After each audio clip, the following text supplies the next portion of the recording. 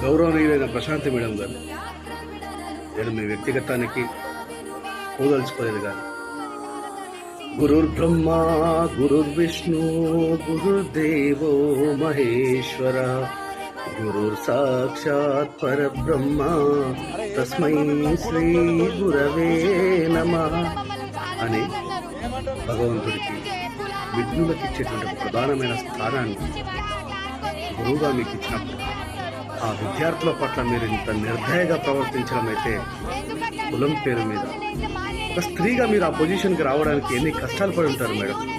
అట్లాంటి మీ కన్నబిడ్డలు అంటే ఆ బిడ్డల్ని మీరు ప్రోత్సహించి భావితరాలను ముందుకు నడపాల్సిన మీరే డిస్క్రిమినేషన్ చూపిస్తూ ఉంటే ఒక ఆడవారిగా సమాజం పట్ల మీకు ఎంత స్పష్టమైన అవగాహన ఉంటుందో మీ విఘ్నతకే వదిలేస్తున్నా. నిజంగా ఇది ఖండనీయమండి.